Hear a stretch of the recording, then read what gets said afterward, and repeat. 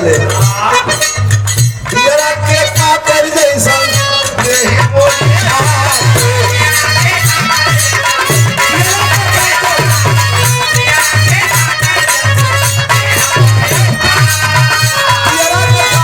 जैसे पहला ना हो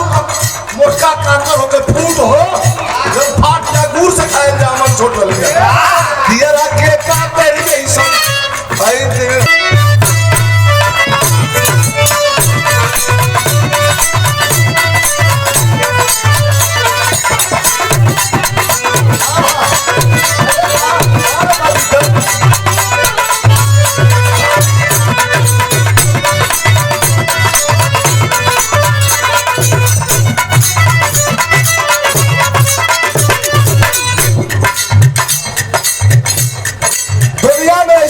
बाबू हो कमरिया पे काम भइल बा और तो उनको छोड़ दे कि नहीं ना है मजा भी कर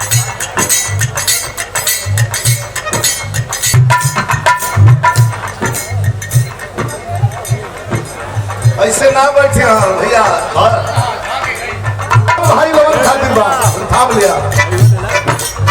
हमारे देश से आने भैया बस ठीक है बैठा जान गेली हो बैठा रहेगा बाद में रहेगा सवेरे ये सच्चाई है अरे धड़कन बन के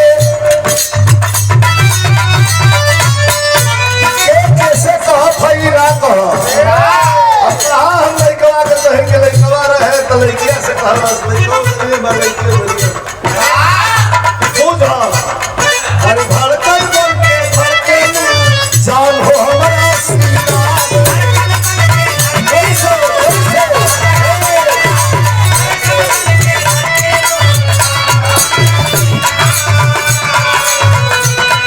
हमारा खातिर को अरे कपीस हमारा खातिर को बाबूला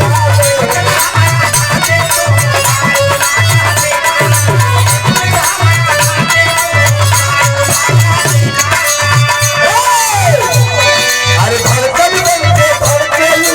जान हो हमारा सीना कपीस हमारा खातिर को बाबूला हसीना कोहरा पीलाई चुनकिया जोहरे बार अरे कोहरा पीलाई चुनकिया जोहरे बार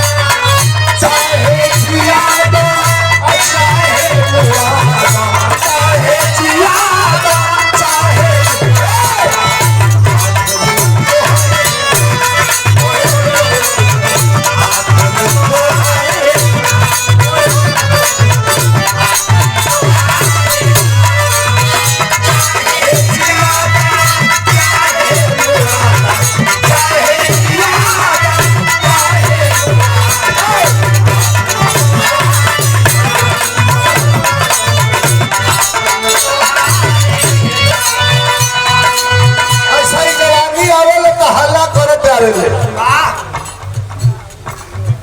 जवानी आवेले तहल्ला करत आवेले कोनो जवानी कहले रहे का कहले रहे मास्टर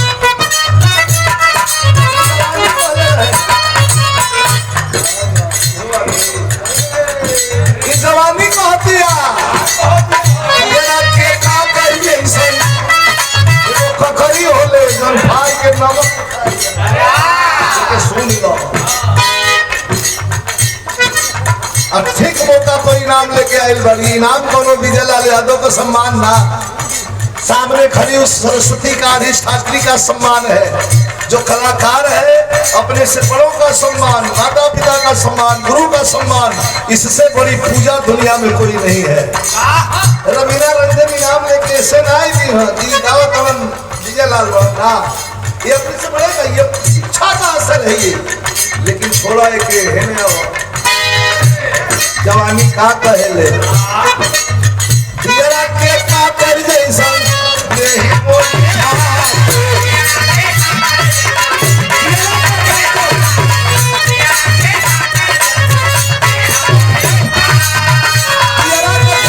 जैसे पहला ना हो मोटका कांकर होके फूट हो जब फाट जा गुड़ से खाए जामन छोट लिया दिया रखे का पर जैसन भाई देह मोरी फाटे ओ सकरा जाई राजा ओ सकरा जाई राजा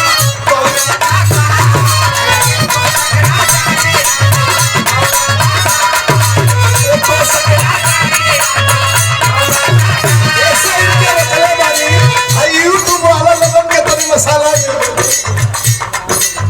दिया रखे काकर जैसन देह मोरी फाटे अब तो सकरा जाई राजा दौड़ता काटे आगरा बुझाता बरका बानी से गया परदेश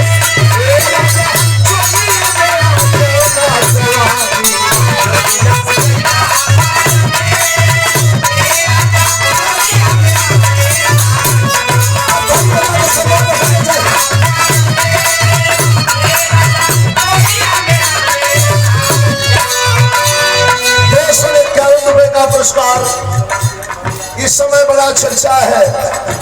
रवीना रंजन ये नाम बिरहा में बड़े तेजी से उभर रहा है और चाहिए भी। हमारा यह है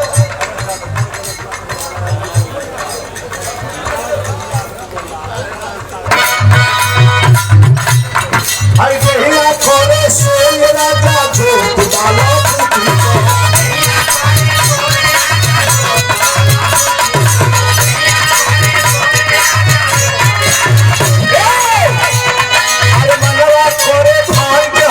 चल गई